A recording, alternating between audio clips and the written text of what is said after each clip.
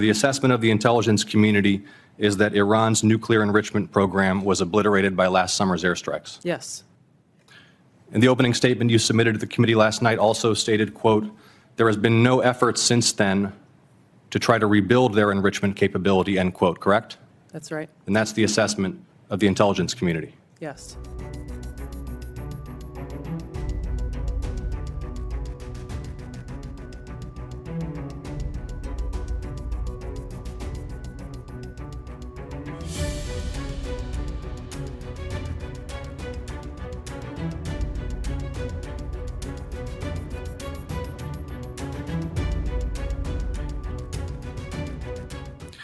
That opening statement, as submitted to the committee in advance of this hearing, stated that as a result of last summer's airstrikes, quote, "Iran's nuclear enrichment program was obliterated," end quote, correct? That's right.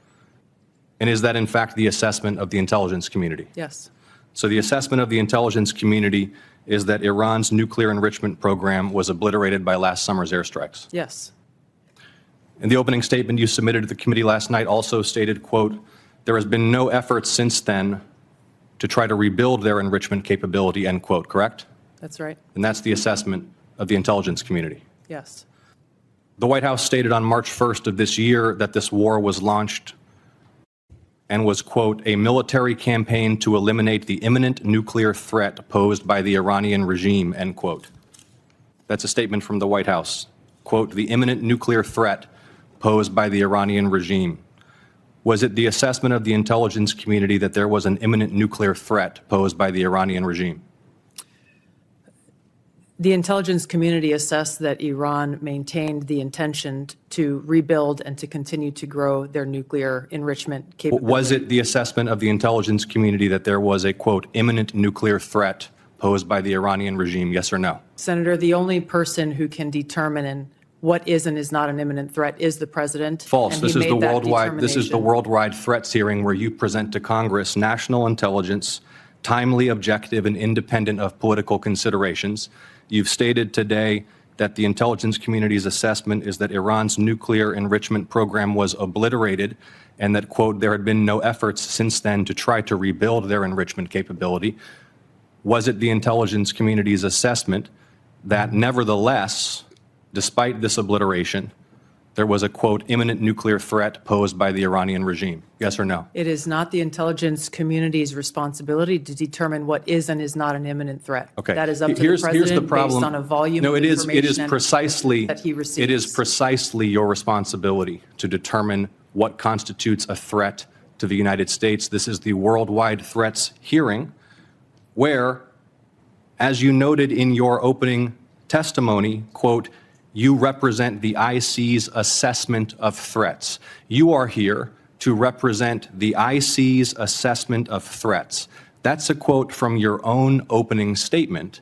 And so my question is, as you're here to present the IC's assessment of threats, was it the assessment of the intelligence community that, as the White House claimed on March 1st, there was a, quote, "imminent nuclear threat posed by the Iranian regime"? Yes or no? Once again, Senator, the intelligence community has provided the inputs that make up this annual threat assessment. You won't answer the question. It is the nature of the imminent threat that the president has to make that determination based on a collection and volume You're here of to be information and timely. intelligence that he is provided with. You're here to be timely, objective, and independent of political considerations. Exactly what I'm doing.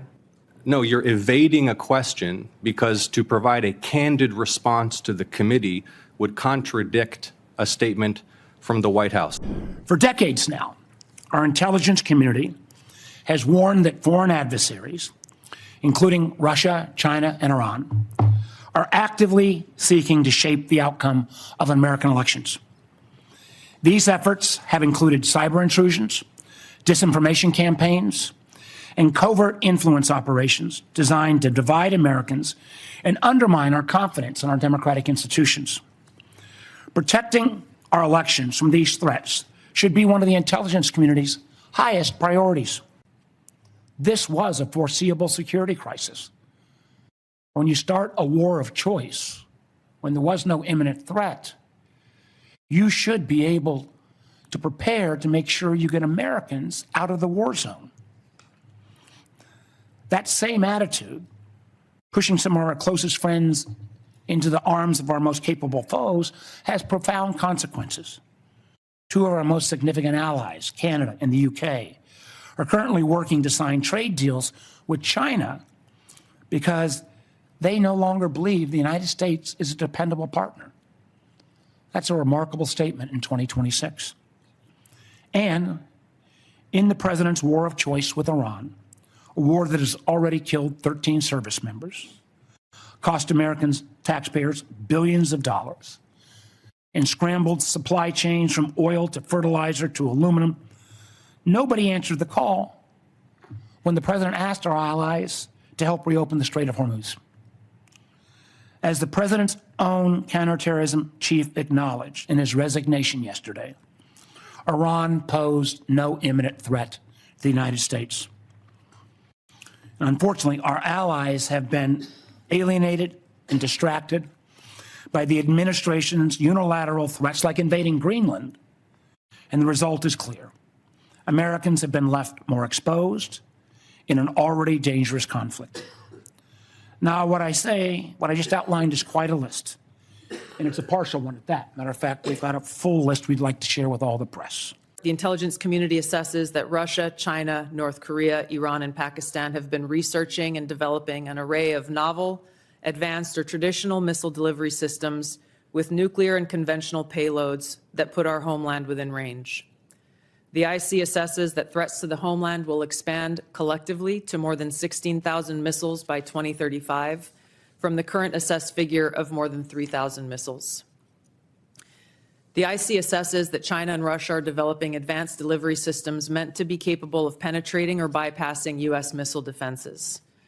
North Korea's ICBMs can already reach U.S. soil, and the IC assesses that it is committed to expanding its nuclear arsenal. Pakistan's long-range ballistic missile development potentially could include ICBMs with a range capable of striking the homeland. The IC assesses that Iran has previously demonstrated space launch and other technology it could use to begin to develop a militarily viable ICBM before 2035, should Tehran attempt to pursue that capability. However, these assessments will clearly be updated as the full impact of Operation Epic Fury's devastating strikes on Iran's missile production facilities, stockpiles, and launch capabilities is determined. The U.S.-Mexico-Canada Agreement review in 2026 will likely increase uncertainty in many Latin American countries, especially those that rely on Mexico as an export destination for intermediate goods for manufacture and onward export to the U.S. China, Russia, and Iran are likely seeking to sustain economic, political, and military engagement with Latin America. The IC assesses that China's demand for raw materials is likely to continue to drive its economic outreach, while Russia likely wants to expand its current security and diplomatic ties with Cuba and Nicaragua. In the Middle East, conflict and instability will shape security, political, and economic dynamics in a variety of ways. The IC assesses that Operation Epic Fury is advancing fundamental change in the region that began with Hamas's attack on Israel on October 7, 2023, and continued with the 12-day war last year, resulting in weakening Iran and its proxies.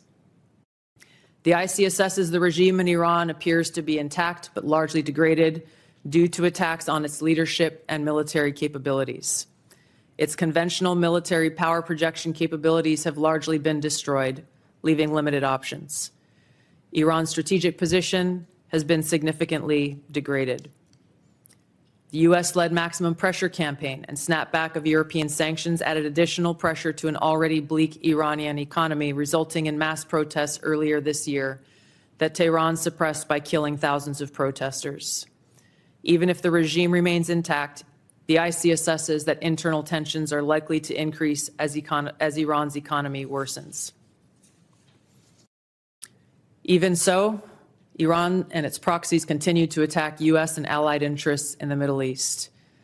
The IC assesses that if a hostile regime survives, it will likely seek to begin a years-long effort to rebuild its military, missiles, and UAV forces. The IC assesses that China, Russia, and North Korea see the United States as a strategic competitor and potential adversary. Iran has long viewed the U.S. as an adversary and is engaged in active conflict with the U.S. as of today. These four countries, the IC assesses, are likely to continue their selective cooperation with each other, which could bolster their individual capabilities and threats to U.S. interests more broadly. However, currently these relationships are primarily bilateral on selective issues and depend on broader circumstances, divergent sovereign interests, and in some cases, concerns over directly confronting the United States. The president continues to say as well that, he had no idea, was shocked that the Iranians had moved to take over the Strait of Hormuz. Did you provide any intelligence that would say that it would be, that it was not likely that the Iranians would try to move on the strait? I'm not aware of those remarks, and I think those of us here at the table can point to the fact that historically the Iranians have always threatened to leverage their control over Why would the Strait president of say he was Hormuz. amazed? I'm not aware of those remarks. What about the comments the president made that thought that he was surprised again, reports that Iran struck the adjacent Gulf states? Again, I'm not aware of those remarks. We have Well, been let me and ask you this. continue to Did provide you brief the president? Did you brief the president? Decisions. Did you brief the president if he starts a war of choice, that the likely result would be that Iran would strike adjacent Gulf nations and close the Strait of Hormuz? Did you brief him on those two facts that I think have been consistently the assumptions of the intelligence community? I have not and won't divulge internal conversations. President Trump has threatened to seize Iranian oil and demanded our allies reopen the Strait of Hormuz. He said that, I'm demanding that these countries come in and protect their own territory because it's their territory. It's the place from which they get their energy. By the way, he wasn't just asking for our allies to protect or to bail them out in the Straits of Hormuz. He was asking China to bail them out in the Straits of Hormuz. And then he said, maybe we shouldn't even be here at all because we don't need it. We have a lot of oil. And he said, we do not need the help of anyone. President Trump has declared we've won the war. We won it in the first hour.